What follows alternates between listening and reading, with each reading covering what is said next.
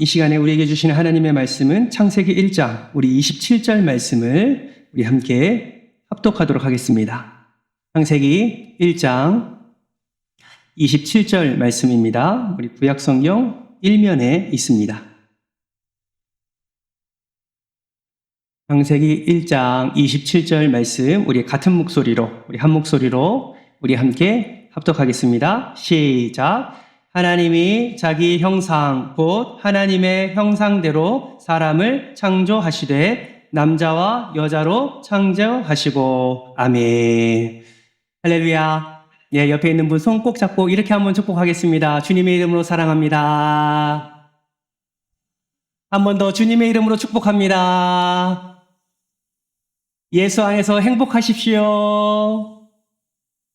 아멘. 예수 안에서 날마다 행복하시기를 주님의 이름으로 축복합니다. 우리는 지난번에 창조 사역에 대해서 함께 살펴보았습니다. 첫째 날에는 빛을, 둘째 날에는 궁창, 곧 하늘을, 셋째 날에는 바다와 땅과 식물을 창조하시면서 넷째, 다섯째, 여섯째 날에는 그 큰 틀을 채우시는 광명체와 그리고 하늘과 바다를 채우시는 생물들, 그리고 동물들과 인간까지 창조하시는 그 창조의 사역을 하나하나 살펴보았습니다. 그러나 여러분, 다른 한편으로 보면 하나님의 창조 사역 중 첫째 날부터 다섯째 날까지는 여섯째 날 마지막 단계의 서국이라고 우리는 표현할 수가 있습니다. 이 말은 무엇을 의미하냐면 하나님의 창조 사역의 가장 중심이 되는 것은 바로 인간의 창조라는 것을 우리는 기억할 필요가 있다라는 것입니다. 여러분, 인간은 하나님의 창조의 중심입니다. 하나님께서 하나님의 뜻 가운데 모든 것을 창조하실 때 가장 마지막에 인간을 창조하신 이유는 인간을 하나님의 형상대로 창조하시고 그 사람이 잘 살아갈 수 있는 모든 환경을 조성하신 것임을 우리는 알 수 있습니다. 인간의 창조 사역이 중심이라는 사실을 우리는 또 무엇을 통해서 알 수 있냐면 마지막 날에 일어날 현상들에 대해서 우리는 확인해 볼 때 인간이 창조 사역의 중심이라는 것을 알 수가 있습니다. 여러분, 최근에 요한계시록을 우리 3명마다 살펴보고 있거든요. 요한계시록을 살펴보면서 마지막 날에 임할 그때를 우리가 말씀을 통해서 함께 나누고 있습니다. 여러분, 마지막 때에 예수 그리스도가 재림하실 때에 새 하늘과 새 땅이 이 땅 가운데 이루어지고 새 예루살렘이 하나님으로부터 우리가 임한다라고 성경은 말씀하고 있습니다. 이때 가만히 보면요, 이 세상에 살아남는 것은 단 하나밖에 없습니다. 그것이 무엇입니까? 인간이다라는 것이죠. 예수 그리스도를 믿는 사람만이 오직 영원한 그 도성 하나님의 나라에 들어갈 수 있음을 우리는 말씀을 통해서 확인할 수 있습니다. 이 땅에 하나님이 창조하신 해와 바다와 그 어떤 것도 새 예루살렘과 새 땅이 임할 때에 아무것도 남아있지 않고 오직 예수 그리스도를 믿는 사람만이 남아있는 것을 우리는 확인할 수가 있지요.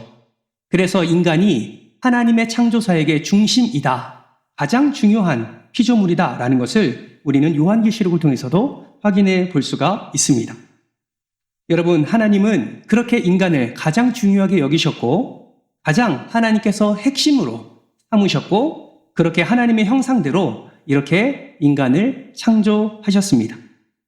그런데 그러한 하나님의 그 창조의 중요성과는 달리 오늘날 많은 사람들은 어떠한 삶을 살아가고 있습니까? 하나님의 형상대로 살아가고 하나님의 말씀대로 살아가고 하나님을 기뻐하는 삶을 살아가면 참 좋겠지만 오늘날의 하나님의 창조의 그 중요성을 잊어버린 채 인간의 존엄이 무시되고 인격적 가치가 무너지게 되고 그리고 너무나 많은 하나님의 창조 사역의 중심인 인간의 그 어떤 존엄이 너무나 위협받고 있음을 우리는 역사를 통해서 확인할 수가 있습니다. 여러분, 혹시 1차 세계대전 때 일어났던 그 이탈리아의 파시즘을 여러분 아십니까? 이탈리아의 파시즘은 무엇을 말하냐면 전체가 각 개인보다 우선시한다라는 입장입니다. 그것이 파시즘이에요. 근데 더 나아가서 인종 우월주의 개념이 더해진 독일의 나치즘이 일어나게 되지요. 그리고 더 나아가 일본의 군국주의를 통해서 전체주의가 지배하게 되고 인간의 존엄, 인간의 생명, 이것은 하찮은 것에 불과한 것처럼 여기게 되는 것이 우리 인간의 역사임을 우리는 확인할 수가 있습니다. 여러분, 하나님의 가장 중요한 것으로 인간을 창조하셨는데 오늘날에도 인간의 존엄성이 무너지는 것을 우리는 확인할 수가 있지요. 인간의 존엄성에 대한 도전은 계속되고 있습니다. 무엇으로 도전이 계속 이루어지고 있습니까?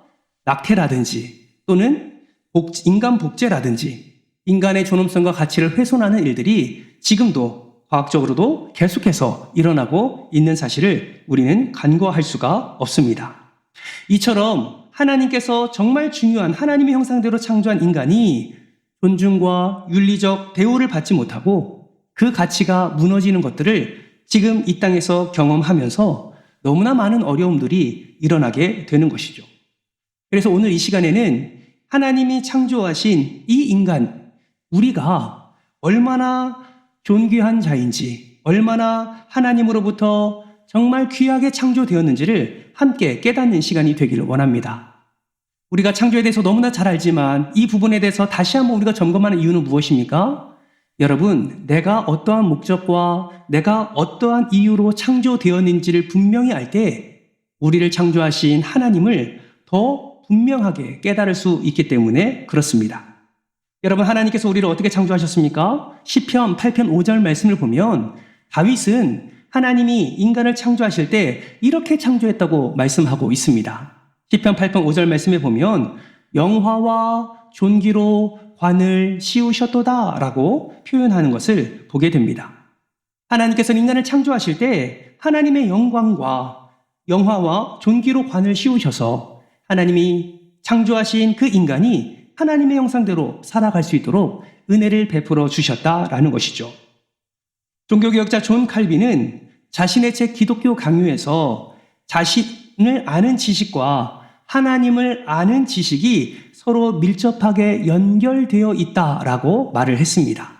이 말은 무엇이냐면 우리가 창조의 목적과 이유를 분명히 알 때에 우리는 하나님을 아는 지식이 더 풍성해질 수 있고 그 알미 연결됨으로 말미암아 하나님이 인생의 목적과 방향을 어떻게 설정하셨는지 또 우리를 통해서 하나님이 어떻게 영광 받으실지 그 계획하심과 그 목적하심과 그 이끌어가심을 우리는 분명히 알 수 있게 된다는 사실입니다.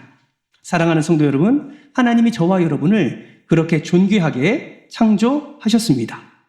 저와 여러분을 하나님이 너무나도 존귀하게 영화와 존귀의 관을 씌우셔서 하나님의 형상대로 살아갈 수 있도록 우리를 창조하시고 우리를 세우셨다라는 사실을 기억하시기를 주님의 이름으로 축복합니다.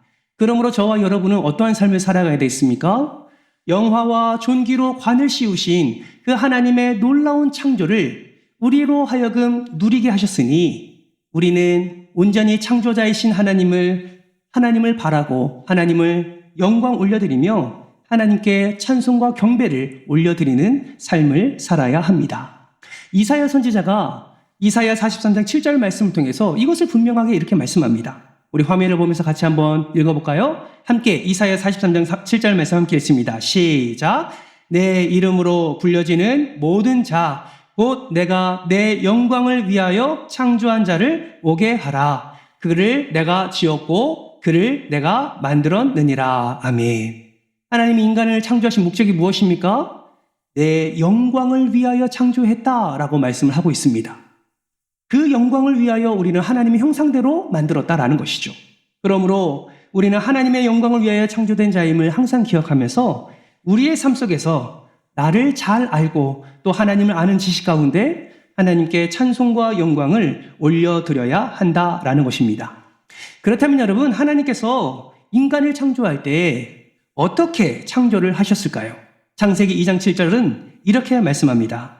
여호와 하나님이 땅의 흙으로 사람을 지으시고 생기를 그 코에 불어 넣으시니 사람이 무엇이 됩니까? 생령이 되었다라고 말씀을 합니다. 생령, 살아있는 영이 되었다라고 말하는 것이죠. 살아있는 영이 된 이유가 무엇입니까? 하나님이 그 코에 무엇을 불어 넣으셨기 때문에? 생기를 불어 넣으셨기 때문에. 여러분, 여기서 말하는 생기는 원어로 바람이 불다, 숨쉬다 라는 의미를 가지고 있습니다. 그저 단순히 숨결을 의미하는 것이 아니라 호흡을 말하는 것이 아니라 그 존재를 활동하게 하고 그리고 살아가게 하는 힘과 기력을 의미하는 것이죠. 즉 생명의 근원 되신 창조주 하나님께서 하나님께로부터 오는 그 생명력을 말하고 있다라는 것입니다. 하나님은 최초의 사람 아담에게 흙으로 그 아담을 지으시고 그 코에 생기를 불어넣으셔서 생명을 허락해 주셨다라는 것입니다. 뿐만 아니라 앞서 말씀드린 대로 하나님의 형상대로 인간을 창조하셨습니다. 우리 화면을 보면서 1장 26절, 창세기 1장 26절 말씀을 같이 한번 읽어볼까요? 함께 읽겠습니다. 시작! 하나님이 이르시되 우리를 형상을 따라 우리의 모양과 우리가 사람을 만들고 아멘. 여러분 기독교 역사를 보면 우리의 형상을 따라 우리의 모양대로 라는 이 말씀을 예리하게 구분하려는 시도가 있었습니다. 다시 말하면 형상과 모양의 의미가 무엇인지, 형상의 의미는 무엇인지, 모양의 의미는 무엇인지 이거를 구분하려는 시도가 기독교 역사 가운데 있었다라는 것이죠. 어떤 신학자는 형상을 육체를 가리킨다라고 말하고 모양을 영혼을 가리킨다라고 구분짓는 학자들도 있었습니다. 우리가 잘 아는 어거스틴은 각각 영혼의 지적 특성과 도덕적 특성으로 구분지었습니다. 그리고 우리가 잘 아는 로마 카톨릭은 형상을 인간의 선천적인 재능이라고 이야기하고 모양을 하나님이 허락해 주신 초자연적인 은사라고 구분짓는 그런 일들이 일어나게 되었습니다.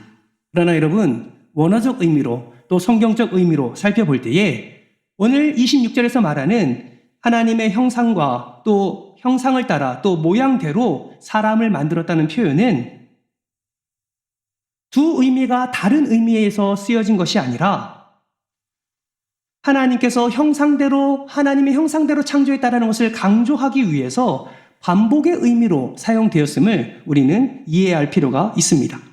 하나님의 형상대로 만들어졌다는 것은 창조주 하나님의 성품을 함께 만들어졌다라는 것을 의미한다라는 것이죠. 따라서 형상을 따라 우리의 모양대로 이것을 굳이 구분하려는 게 아니라 하나님의 형상대로 하나님의 성품대로 우리가 창조되었음을 우리는 기억하면서 그 창조의 작품답게 우리는 하나님의 은혜 가운데 살아가야 된다라는 것을 기억해야 하는 것입니다. 그러면 여러분 하나님께서 생기를 불어넣어서 인간의 생명을 허락해 주시고 그리고 하나님의 형상대로 하나님의 성품을 담는 그런 사람을 창조해 주셨습니다. 그렇다면 그 인간은 어떻게 구성이 되어 있을까요? 흔히 얘기하는 우리는 인간이 육체와 영혼으로 구성되어 있다라고 말을 합니다. 여러분 육체와 영혼이 구성되어 있다는 것을 무엇으로 표현하냐면 이분설이라고 합니다. 이분설. 두 개로 나눠졌다는 거죠. 육체와 영혼, 인간은 두 개로 구성되어 있다라고 이야기를 합니다. 마태복음 10장 28절 말씀에 보면 이러한 이분설에 근거되는 말씀을 합니다. 마태복음 10장 28절에 이렇게 말씀하는데요. 몸은 죽여도 영혼은 능히 죽이지 못하는 자들을 두려워하지 말고 오직 몸과 영혼을 능히 지옥에서 멸할 수 있는 이를 두려워하라 라고 말씀합니다. 여기서 인간의 구성을 뭐라고 말하고 있습니까? 몸과 무엇으로? 영혼으로 구분하고 있는 것을 보게 되지요. 성경 곳곳에서 인간은 몸과 영혼으로, 육체와 영혼으로 구성되어 있음을 분명히 말씀하고 있습니다. 아니던데요? 사도 바울이 말하는 그 서신서에 보면 영과 육체로 구분하지 않고 육체와 영과 혼으로 구분하던데요? 여러분 혹시 이 말씀 기억하십니까? 이 말씀이 어디 나와 있습니까? 데살로니가전서 5장 23절에 나오게 되지요. 같이 한번 읽어볼까요? 데살로니가전서 5장 23절입니다. 시작! 평강의 하나님이 친히 너희를 온전히 거룩하게 하시고 또 너희의 온 영과 혼과 몸이 우리 주 예수 그리스도께서 강림하실 때에 흠없게 되기를 원하노라. 아멘. 여러분 23절 말씀을 보면 혼과 영과 몸 세 가지로 구분합니다. 앞서 육체와 영혼을 이분설이라고 말한다면 영과 혼과 몸은 무엇이라고 말할 수 있겠습니까? 그렇죠. 삼분설이라고 말할 수 있습니다. 성경에는 분명히 영과 혼과 몸으로 표현되는 부분도 있습니다. 그런데 여러분, 이 혼이라는 단어가, 성경에서 말하는 혼이라는 단어가 과연 무엇인가에 대해서 성경학자들이 많은 연구를 했지만 성경이 말하는 그 어떤 것과도 의견이 일치하지 않고, 혼이 다른 두 요소, 몸과 영혼 사이에 그 어떤 역할을 하는지 분명하게 말씀하고 있지 않습니다. 따라서 이 2분설과 3분설, 무엇이 맞다, 무엇이 틀리다, 굳이 우리가 이야기를 한다면 지금 읽은 데살로니가전서 5장 23절 말씀은 하나님께서 인간에 대한 부분들을 말씀하실 때 인간의 세 가지 구성으로 되어 있다라는 것을 강조하기 위해서 말씀하신 것이 아니라 오히려 인간의 전인적인 부분을 강조하기 위해서 이렇게 표현되었다라는 것을 우리는 기억할 필요가 있습니다. 특별히 예수님도 이런 부분들을 말씀하신 적이 있으세요. 율법의 크고 첫째 되는 계명을 내 마음을 다하고 목숨을 다하고 뜻을 다하여 주 너의 하나님을 사랑하라 라고 말씀하신 적이 있습니다. 여러분, 여기서 말씀하실 때도 마음과 목숨과 뜻이라는 단어가 나옵니다. 여러분, 마음과 목숨과 뜻 세 가지 본질이 있는 것처럼 이야기를 하지만 예수님이 말씀하신 이 부분도 인간의 전인적인 부분을 강조하기 위해서 이렇게 구분해서 말하고 있음을 학자들은 이야기를 하고 있습니다. 따라서 우리는 이 부분에 대해서 이해할 때 우리는 혼과 영과 몸, 3분설로 인간이 구성되어 있다라고 이해하기보다는 우리는 육체와 영혼으로 구분되어 있고 구성되어 있고, 이 구성된 인간의 몸으로 하나님을 찬양하게 하고 하나님을 기뻐하는 그 예배자로 하나님께서 창조하셨다라는 사실을 반드시 기억하면 좋겠습니다. 그렇다면 하나님이 흙으로 사람을 창조하시고 코에 생기를 불어넣으셨는데, 그러면 우리가 육체와 영혼이라는 이 두 가지의 인간의 구성을 살펴보았는데 도대체 영은 어떻게 생겨났을까요? 예전에 이러한 주제를 가지고 또 함께 연구하며 고민한 일들이 있었던 것 같습니다. 여러분, 육체는 우리가 어떻게 이해할 수 있습니까? 아버지와 어머니가 만나서 아름다운 사랑 가운데 육체가 탄생하게 되죠. 그럼 여러분, 영은 어디서부터 오는 것일까요? 이에 대해서 많은 학자들은 세 가지의 설을 이야기합니다. 첫 번째는 무엇입니까? 선제설. 이것은 무엇을 말하냐면 사람의 영혼이 그들의 몸이 모태에서 잉태되기 훨씬 이전부터 그 영혼이 존재하고 있다는 거예요. 그런데 육신의 부모에 의해서 아기의 몸이 모태에서 이제 생겨나게 될 때에 이미 준비된 그 영이 내려와서 그 영혼과 육체가 하나가 되어진다라는 이야기를 선제설이라고 합니다. 하지만 이것은 우리가 잘 알고 있는 불교의 윤회 사상과 매우 흡사한 그런 이론이에요. 그래서 성경적인 지지구절도 없고 이것은 맞지 않다라고 이야기를 하고 있습니다. 두 번째는 유전설이에요. 우리가 질병을 앓을 때 항상 이야기하는 것이 무엇입니까? 가족력이 있습니까? 라고 묻지 않습니까? 그런 것처럼 이 영혼도 유전되어서 육체와 하나가 되어 인간으로 구성된다라는 그 이론이 바로 유전설입니다. 마지막 세 번째는 어떤 설이 있냐면 창조설이 있습니다. 창조설은 각 개인의 영혼이 하나님의 직접적인 창조물로서 시기는 정확하게 알 수가 없습니다. 이거는 하나님의 역사이기 때문에 시기는 정확하게 알 수 없어요. 그러나 하나님의 직접적인 창조에 의해서 존재하게 된다는 견해가 바로 창조설입니다. 이것을 말하는 성경 말씀이 있습니다. 이사야 42장 5절 말씀, 우리 같이 한번 읽어볼까요? 화면을 보면서 함께 읽겠습니다. 시작! 하늘을 창조하여 펴시고 땅과 그 소산을 내시며 땅 위의 백성에게 호흡을 주시며 땅에 행하는 자에게 영을 주시는 하나님 여호와께서 이와 같이 말씀하시되. 여러분, 이사야는 하나님을 땅 위에 있는 백성에게 호흡도 주시고 영도 주시는 하나님이시다라고 분명하게 말씀하고 있습니다. 이사야뿐만 아니라 스가랴 선지자도 스가랴 12장 1절 말씀을 통해서 이렇게 말씀합니다. 이스라엘에 관한 여호와의 경고의 말씀이라. 그 다음부터 같이 한번 읽어볼까요? 시작! 여호와 곧 하늘을 펴시며 땅에 터를 세우시며 사람 안에 심령을 지으시는 이가 이르시되. 심령을 누가 지으셨습니까? 하나님이 지으셨다라는 것이죠. 그래서 영혼은 하나님이 창조하셨고 하나님의 계획 안에 우리가 창조되어질 때 하나님이 영을 창조하셔서 함께 인간의 구성으로서 만들어 주셨다라는 것을 우리는 확인할 수가 있습니다. 그렇다면 여러분, 우리가 인간 창조에 있어서 놓치지 말아야 될 부분은 무엇일까요? 그것은 무엇이냐면 하나님이 인간을 만드실 때 인간을 어떤 종류로 만드셨는지를 우리가 놓쳐서는 안 됩니다. 여러분, 하나님 인간을 창조하실 때 자신의 형상대로 창조하실 때 무엇과 무엇으로 창조하셨습니까? 남자와 여자로 창조하셨습니다. 참 예전에는 이 말이 너무나 당연한 말이었고 예전에는 남자와 여자로 창조하신 하나님 굳이 우리가 말하지 않아도 우리는 분명한 이해와 분명한 상식을 갖고 있는데 요즘에는 이것을 강조하는 시대가 온 것 같아요. 여러분, 요즘에 성적 지향과 또 성 정체성의 그 다양성을 이야기하고 말하고 있지 않습니까? 그런데 성경은 제3의 성을 말하지 않습니다. 성경은 분명히 하나님께서 남자와 여자로 창조하셨음을 분명히 말씀하고 있습니다. 여러분, 창세기 5장 1절 말씀을 보세요. 하나님이 사람을 창조하실 때 하나님의 모양대로 지으시되 2절 말씀 보세요. 바로 나오죠? 남자와 여자로 어떻게 하시고? 창조하셨고. 여러분, 제3의 성이 있습니까? 없습니다. 여러분, 성을 내 마음대로 정할 수 있습니까? 없습니다. 하나님께서 분명히 하나님의 방법대로 하나님께서 남자와 여자로 창조하셨다라는 사실을 반드시 기억하시기를 바랍니다.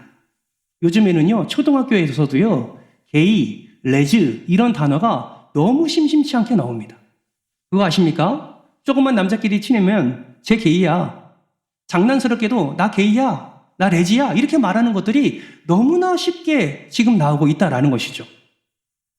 여러분의 자녀들은 안 그럴 것 같지요? 아니요. 모두 다 그런 분위기 속에 지금 학교 생활을 하고 있습니다. 여러분, 손주들 한번 점검해 보십시오. 여러분, 자녀들 한번 점검해 보십시오. 그리고 혹여나 그런 말들이 너무 쉽게 나오고 있다면 여러분 분명히 말씀해 주셔야 됩니다. 하나님은 사람을 창조할 때 남자와 여자로 창조하셨어. 남자와 여자로 한 가정을 이루게 하셨고 그 가정으로 말미암아 생육하고 번성하여 땅에 충만하라는 복을 허락해 주셨어. 여러분, 이것을 분명하게 자녀들에게 가르쳐 줘야 된다는 사실을 기억하시기를 주님의 이름으로 축복합니다.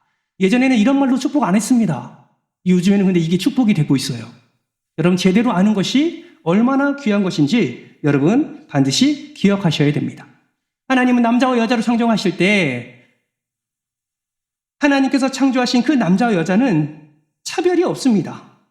하나님께서 하나님의 형상대로 창조하신 것처럼 남자와 여자는 하나님의 은혜 아래 완전한 존재, 동등한 존재로 창조되었습니다.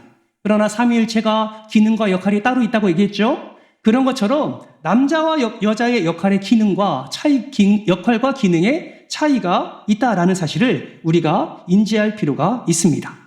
그렇게 인지하고 정확한 인간에 대한 구성, 그리고 하나님께서 인간을 창조하신 목적을 바르게 알 때에 우리가 어떻게 존재했는지 그리고 어떻게 살아가야 되는지를 분명히 알 수 있고 이 험악한 세상, 지금 어두움이 가득한 세상, 하나님의 말씀이 말씀되지 아니하고 불법서적으로 여겨지는 이 안타까운 세상 가운데 우리가 하나님이 창조하신 하나님의 창조물답게 우리는 살아갈 수 있게 된다는 사실을 반드시 기억해야 될 줄 믿습니다.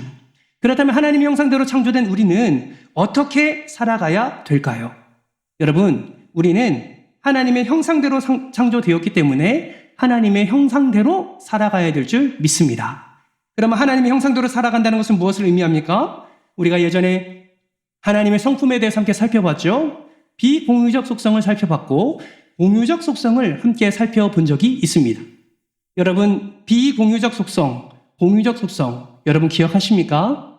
우리가 하나님의 형상대로 살아가려면 특별히 우리는 공유적 속성을 우리는 항상 기억하고 그 공유적 속성이 닮은 삶을 살아가야 된다는 사실을 우리는 기억해야 됩니다. 여러분, CTG에 보시면 제가 공유적 속성 6가지를 적었어요. 첫 번째 뭐라고 적혀 있습니까?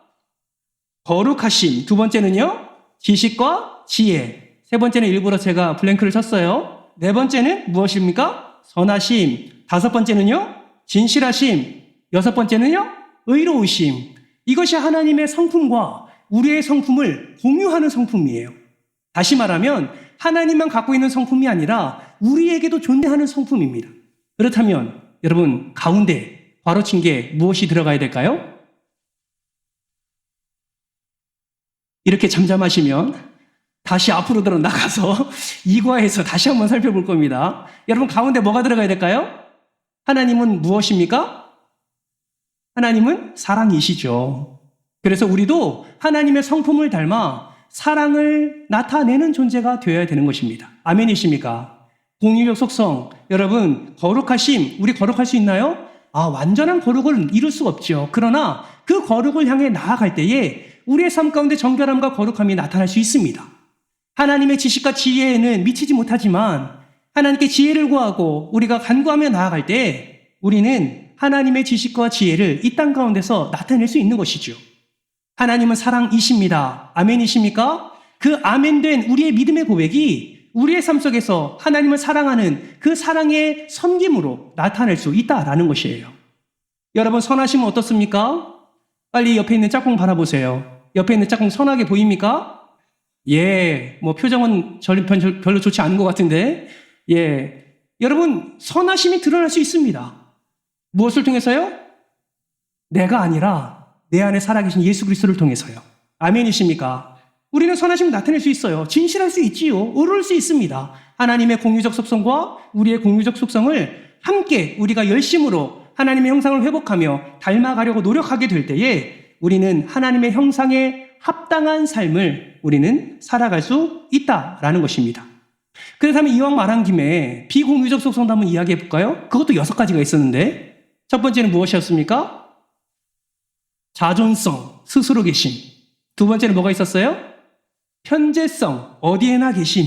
세 번째는요? 불변성, 영원하심. 그리고 네 번째는 뭐가 있었어요?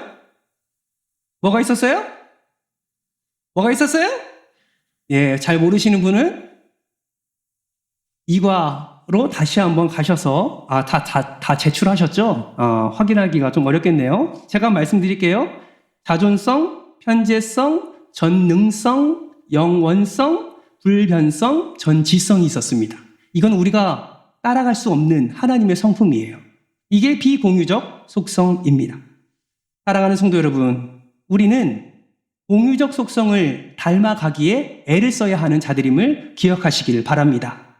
사도 바울은 하나님의 형상대로 지음받은 자가 어떠해야 되는지를 에베소서 4장 13절 말씀을 통해서 이렇게 말씀하세요.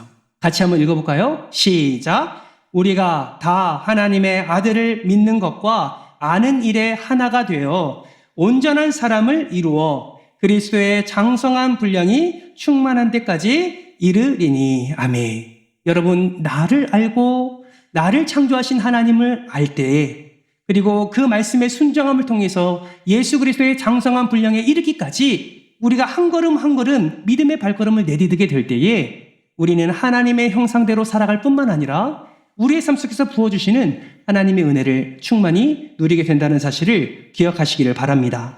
두 번째는 영혼과 육체의 거룩함을 우리는 추구해야 합니다. 여러분, 영혼의 거룩함을 어떻게 추구할 수 있습니까? 날마다 하나님과 동행하는, 말씀으로 동행하는, 기도로 동행하는 그러한 삶이 우리의 삶 가운데 일어나게 될 때에 영혼의 거룩함을 우리는 추구할 수가 있습니다. 왜요? 하나님의 말씀을 가까이 할수록 우리는 우리의 죄를 발견하게 되기 때문입니다. 그렇기 때문에 영혼의 거룩함을 추구하기 위해서 날마다 말씀을 우리는 가까이 해야 되는 것이죠. 뿐만 아니라 우리는 전 인격적으로 예배자로 서기를 힘써야 합니다. 하나님을 예배할 때에, 하나님을 찬양할 때에 우리 안에 모든 어두움은 사라지고 하나님의 영광이 우리의 심령 가운데 가득 차고 넘치게 될 줄 믿습니다. 우리는 예배를 통해서 하나님을 만나고 예배를 통해서 은혜를 누리게 되는 것이죠. 그렇다면 육체의 거룩함을 위해서는, 육체의 거룩함을 추구하기 위해서는 우리는 어떻게 해야 할까요? 사도 바울은 고린도전서 7장 1절 말씀을 통해서 이렇게 말씀합니다. 같이 한번 읽겠습니다. 화면 보면서 시작! 너희가 쓴 문제에 대하여 말하면 남자가 여자를 가까이 아니함이 좋으나. 이것은 무엇을 말합니까? 육체의 소욕을 따라 행하지 아니하면 육체의 거룩함을 나타낼 수 있다라고 분명히 말씀합니다. 다시 말하면 우리의 삶에 성령의 열매를 풍성히 맺기를 힘쓰면 그것이 곧 육체의 거룩함으로 나타나 그 거룩의 열매를 맺게 된다라는 사실을 우리는 분명히 알 수가 있는 것이죠. 사랑하는 성도 여러분, 말씀을 정리합니다. 여러분, 하나님이 창조하신 사람은 하나님의 형상대로, 하나님의 모양대로 창조하실 뿐만 아니라 우리를 가장 선하게, 우리를 하나님의 공유적 속성으로 살아갈 수 있도록 하나님께서 우리를 가장 최고의 작품으로 창조하셨고 우리를 인도해 주고 계십니다. 그러므로 우리는 나를 바라보면서 하나님의 작품임을 기억할 뿐만 아니라 다른 이들을 바라보면서도 이 또한 하나님의 작품임을 인정하는 믿는 자가 되어야 될 줄 믿습니다. 여러분 옆에 있는 분들을 바라보세요. 여러분 옆에 있는 분들이 작품입니까? 작품이세요? 여러분 꼭 조각미녀만 작품이 아닙니다. 우리는 우리가 원하는 대로 작품을 만들 수 있어요. 하나님도 하나님의 최고의 작품으로 저와 여러분을 만들어 주셨다라는 사실을 반드시 기억하시기를 바랍니다. 항상 우리는 다른 사람을 바라볼 때에 오늘 난 예배처럼 판단하지도 말아야 되지만 항상 그 영혼이 너무 귀한 영혼이라는 것을 항상 인지하며 하나님의 최고의 걸작품임을 인정하며 우리는 함께 교제하고 함께 사랑해야 될 줄 믿습니다. 아멘이십니까? 빨리 옆에 분 바라보세요. 빨리 손도 잡아주세요. 그리고 이렇게 축복합니다. 성도님은 따라하세요. 성도님은 하나님의 작품이십니다. 한 번 더 성도님은 하나님의 걸작품이십니다. 아멘이십니까? 가정의 아내를 바라볼 때에, 남편을 바라볼 때에 으이그 이런 마음이 아니라 어떠한 좀 마음에 들지 않는 그 어떤 짓을 할 때라도 그래 하나님이 창조하셨지, 하나님이 만드셨지, 여러분 인정하며 축복하며 그렇게 작품을 사랑하며 돈의 가치로 따지지 마시고 작품의 가치로 사랑하며 나아가게 될 때에 하나님께서는 우리의 관계를 통해서도 하나님의 놀라운 은혜와 영광을 나타내 주실 뿐만 아니라 형상대로 살아가려는 우리의 노력 가운데서도 하나님의 놀라운 축복의 은혜를 더해 주실 줄 믿습니다. 이 은혜를 항상 누리며 이번 한 주간도 여러분을 통해서 하나님의 놀라운 사랑이 흘러가기를 주님의 이름으로 축원합니다. 우리 이 시간 같이 한번 기도할까요?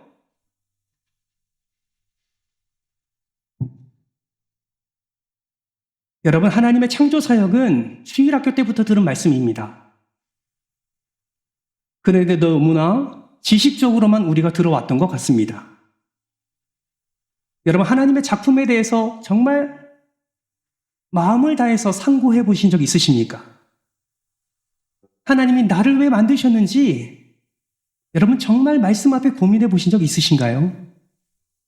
그냥 문자적인 하나님의 형상대로 창조된 것이 아니라 그 하나님의 창조된 그 하나님의 목적과 이유, 도대체 하나님이 나를 통해서 어떤 영광을 받으시길 원하실지 여러분 한번 고민해 보신 적 있으십니까? 여러분을 창조하신 하나님은 가장 좋은 것으로, 가장 귀한 것으로 여러분을 창조하셨습니다. 여러분은 하나님의 작품입니다. 그러므로 우리는 함부로 살아서는 안 됩니다. 하나님의 작품답게 우리는 하나님의 영광을 올려드리며 살아가야 되는 것이죠. 이 시간에 기도할 때에 하나님의 작품임에도 불구하고 혹여나 나 스스로를 하나님의 작품의 가치를 깎아버리고 말은 사랑한다 하면서 살아가는 가족들의 그 하나님의 가치를 깎아내리고 있지는 않은지, 그리고 하나님의 형상대로 창조된 수많은 사람들을 바라보며 분명히 하나님은 최고의 것으로 만드셨는데 내가 함부로 하나님의 작품을 평가하고 있지는 않은지 한번 깊이 한번 생각해 보시기를 바랍니다. 그리고 하나님의 작품답게 살아갈 수 있도록, 하나님의 형상대로 살아갈 수 있도록 은혜를 더해달라고, 내 삶 속에서 수많은 어려움이 있지만 하나님의 말씀 붙들고 그 하나님의 형상대로 살아가는 하나님의 걸작품 될 수 있도록 은혜를 더해달라고, 여러분 자신을 하나님께 올려드리면서 오늘 말씀을 기억하면서 함께 기도의 자리로 나아가겠습니다.